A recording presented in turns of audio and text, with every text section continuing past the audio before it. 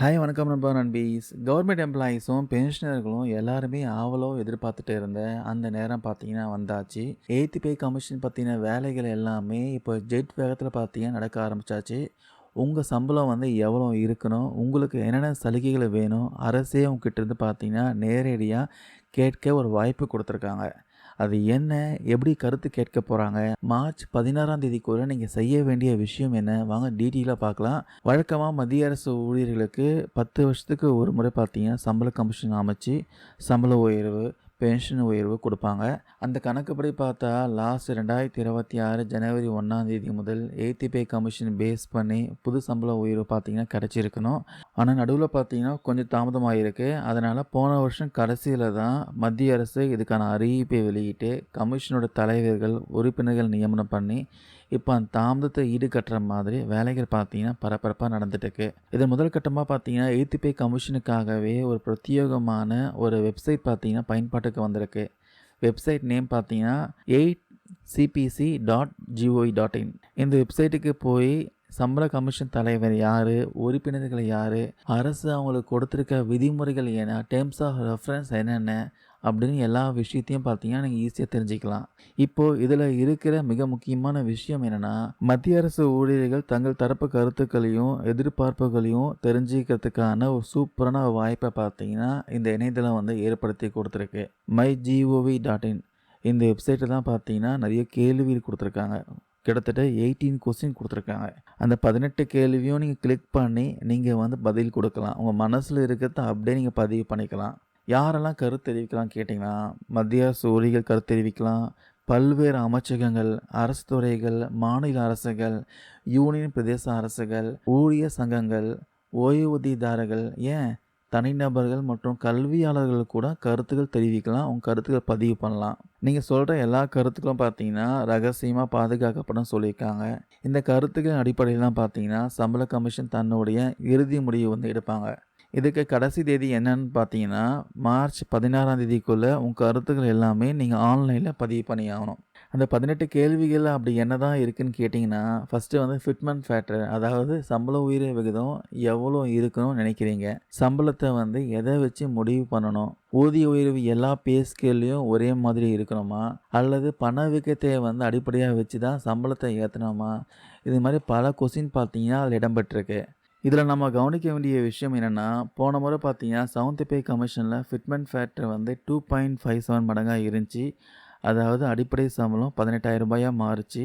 ஆனா இந்த முறை ஊழியர்கள் சங்கம்லாம் 3.68 மடங்கு பார்த்தீங்கன்னா, ஃபிட்மென்ட் ஃபேக்டர் எதிர்பார்க்குறாங்க. அப்படி அமைஞ்சா குறைஞ்சபட்ச சம்பளமே பார்த்தீங்கன்னா, ரூ. 26,000 மேல போக வாய்ப்பு இருக்கு.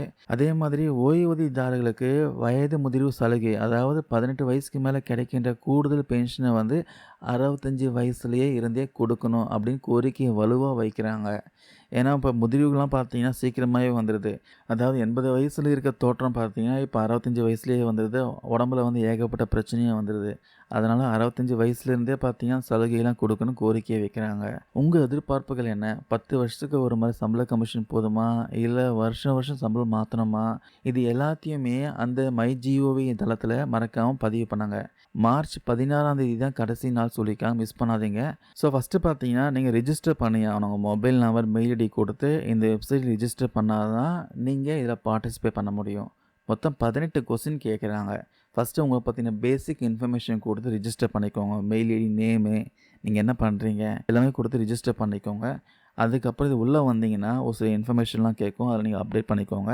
அதுக்கப்புறம் 18 கொஸ்டினையும் வந்து ஒன் பை ஒன்னா லிஸ்ட் பண்ணியிருப்பாங்க. நீங்க படிச்சு பார்த்துட்டு, நீங்க வந்து உங்க கருத்துக்கள பதிவு பண்ணலாம். இதில ஃபர்ஸ்ட்டு கொஸ்டின் பார்த்தீங்கன்னா, சம்பள கமிஷனோட பரிந்துரைகள் அமல்படுத்துறப்போ நாட்டின் பொருளாதாரத்தில பெரிய தாக்கம் ஏற்படும். இதில மக்கள் பொருட்கள் வாங்குவதாகட்டும், சேமிப்பு உயர்வது போன்ற நல்ல விஷயங்கள் இருந்தாலும், இன்னொரு பக்கம் பார்த்தீங்கன்னா, அரசின் நிதி பற்றாக்குறை, பணவீக்கம் அதிகரிப்பது, வளர்ச்சி திட்டங்களுக்கு பணம் இல்லாமல் போவது, இது மாரி பிரச்சனைகளும் இருக்கு. ஸோ நாட்டின் தற்போதைய பொருளாதார நிலைமையும், எதிர்கால லட்சியங்களையும் மனசுல வச்சு, எய்த் பே கமிஷன் எந்த மாதிரியான அணுகுமுறையை வந்து கையாளணும் அப்படின்னு கேள்வி கேட்டிருக்காங்க. இதுக்கு நீ யோசிச்சு நீங்க பதில் சொல்லலாம். 2வது கேள்வி என்னன்னா, அரசு துறைகள்ல கிடைமட்ட ஒப்பீடு, அதாவது ஒரே பதவிக்கு சமமான சம்பளம். அதுக்கப்புறம் செங்குத்து ஒப்பீடு, பதவி உயர்வுக்கான சம்பளம் ஓரளவுக்கு பார்த்தீங்கன்னா சரியா இருக்கு. ஆனா அரசு வேலைக்கும் தனியார் துறை வேலைக்கும் சம்பளம் மற்றும் சலுகைகள் வந்து கம்பேர் பண்றப்போ ஒரு தெளிவே இல்லாம இருக்கான். இதை சரி செய்ய அரசு மற்றும் தனியார் சம்பளத்தை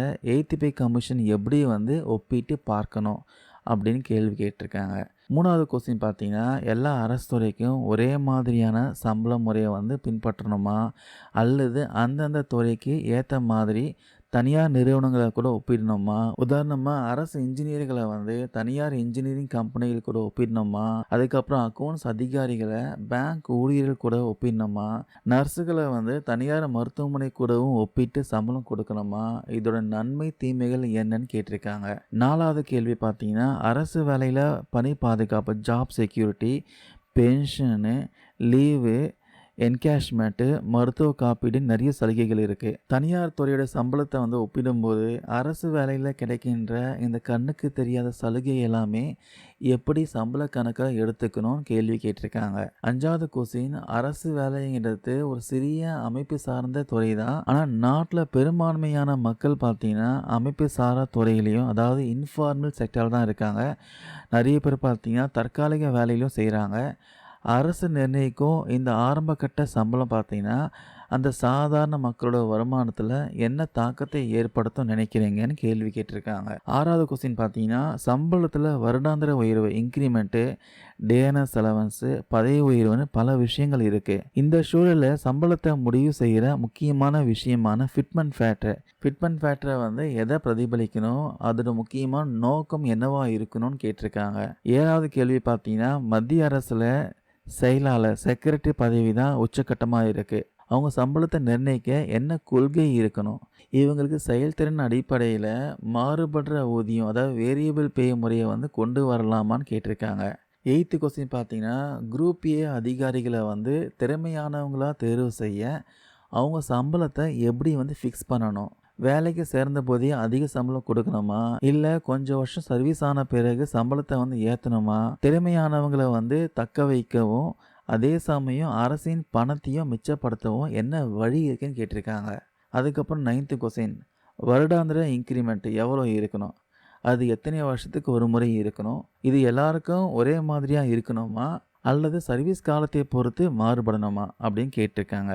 10வது கேள்வி, இப்போ பார்த்தீங்கன்னா பலவிதமான படிகள் அலவன்ஸ்லாம் இருக்குது. பொதுத்துறை நிறுவனங்களில் பப்ளிக் செக்டர் யூனிட்டில் பார்த்தீங்கன்னா கேஃப்ட்ரியா அப்ரோச்னு ஒன்று இருக்குது. அதாவது ஊழியர்களுக்கு தேவையான படிகளை அவங்களே டிக் செஞ்சு வாங்கிக்கலாம்.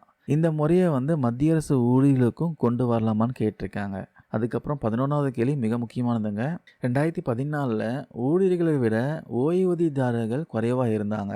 ஆனால் இப்போ 2026 ஊழியர்கள் பார்த்தீங்கன்னா 50 லட்சமாகவும் ஓய்வூதியதாரர்கள் 70 லட்சமாக மாறிட்டாங்க. அதனால் அரசுக்கு பார்த்தீங்கன்னா பெரிய நிதி சுமை ஏற்பட்டிருக்கு. பணத்தையும் மிச்சப்படுத்தணும், அதே சமயம் பென்ஷன்தாரர்கள் எதிர்பார்ப்பையும் பூர்த்தி செய்யணும்னா என்ன பண்ணலான்னு கேட்டிருக்காங்க. அதுக்கப்புறம் கொஸ்டின் நம்பர் 12, போன கமிஷனுக்கு அப்புறமா பணவீக்கம் பார்த்தீங்கன்னா குறைவாக தான் இருக்குது. அதனால் எய்த் பே கமிஷனில் வெறும் விலைவாசியை மட்டும் பார்க்காம தனியார் துறையோடைய சம்பள வளர்ச்சியும் கணக்கில் எடுத்து ஒரு கலப்பு குறியீட்டு முறையை, அதாவது ஹைப்ரிட் இண்டெக்ஸேஷன் பின்பற்றலாமா, அடுத்த 10 வருஷத்துக்கு பணவீக்கம் எப்படி இருக்கும் நினைக்கிறீங்க அப்படின்னு கேட்டிருக்காங்க. அதுக்கப்புறம் 13வது கொஸ்டின், மொத்த அரசு ஊழியர்களில் 70% பேர் பார்த்தீங்கன்னா ரயில்வே, இராணுவம், பாதுகாப்பு படையில் தான் இருக்காங்க. இவங்க சம்பளத்தை நிர்ணயிக்கும் போது என்னென்ன சிறப்பு காரணிகளை வந்து கவனிக்கணும்னு கேட்டிருக்காங்க. அதுக்கப்புறம் 14வது கேள்வி, இஸ்ரோ, அணுசக்தி துறை போன்ற இடங்களை வேலை செய்கிற விஞ்ஞானிகளுக்கு எந்த அளவுகோலை வச்சு சம்பளம் கொடுக்கணும் கேட்டிருக்காங்க. அதுக்கப்புறம் 15வது கொஸ்டின் பார்த்தீங்கன்னா, இராணுவ வீரர்களுக்கு தர மிலிட்ரி சர்வீஸ் பே எப்படி நிர்ணயிக்கணும்? ஒரு இராணுவ வீரரோட சம்பளத்தை சாதாரண அரசு ஊழியர் அல்லது போலீஸ் கான்ஸ்டபிள் சம்பளத்தோடு எப்படி வந்து கம்பேர் பண்ணியான்னு ஒப்பிடணும்னு கேட்டிருக்காங்க. அதுக்கப்புறம் 16வது கேள்வி, இராணுவத்தில் இப்போ சம்பளம் கொடுக்குற செலவை விட பென்ஷன் கொடுக்குற செலவு தான் அதிகமாகிருச்சான். அதனால் இராணுவத்துக்கு புது ஆயுதங்கள் வாங்க காசு பார்த்தீங்கன்னா குறைவாக இருக்கான். இராணுவத்தில் ஆட்கள் செலவையும் பென்ஷன் சுமையும் குறைக்க நீங்கள் என்ன ஐடியா தரீங்கன்னு கேட்டிருக்காங்க.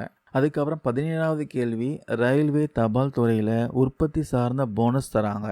ஆனா, இனிமேல் போனஸ் எல்லாருக்கும் பார்த்தீங்கன்னா சமமா குடுக்காம, தனிப்பட்ட முறையில யார் நல்லா வேலை செய்றாங்களோ, அதாவது பெர்ஃபார்மன்ஸ் பேஸ்டு அவங்களுக்கு மட்டும் ஏத்தி குடுக்கலாமான்னு கேட்டிருக்காங்க. அதுக்கப்புறம் கடைசி 18வது கேள்வி, கடைசியா லேட்டரல் என்ட்ரி மூலமா தனியார் துறை அதிகாரிகள அரசுல சேர்க்குறாங்க. இத இன்னும் அதிகப்படுத்தலாமா? அதேபோல நடுத்தர, உயர் பதவிகள்ல பகுதி நேர வேலை, பார்ட் டைமு, ஃப்ளெக்ஸி டைம் முறைகளை கொண்டு வரலாமா? இதோட நன்மை, தீமைகள் என்னென்ன இருக்கு? கேட்டிருக்காங்க. ஸோ இதுதான் பார்த்தீங்கன்னா 18 கொஸ்டின்ஸு. நான் எக்ஸ்பிளைன் பண்ணது உங்களுக்கு புரிஞ்சிருக்கும்னு நெனைக்கிறேன். இந்த 18 கேள்வியும் சாதாரணமானதெல்லாம் இல்ல. இதில பல கேள்விகள் பார்த்தீங்கன்னா, தனியார் மயமாக்கறது, சலுகைகள் குறைப்பு இந்த மாரி தோணில தான் இருக்கு. இந்த கொஸ்டின்ஸ் பத்தி உங்களுக்கு கருத்துக்கள் ஏதாவது இருந்தா கமெண்ட்ஸ்ல பதிவு பண்ணுங்க. நான் குடுத்த தகவல் யூஸ்ஃபுல்லா இருக்கும்னு நெனைக்கிறேன். தேங்க் யூ நண்பா, நண்பீஸ்.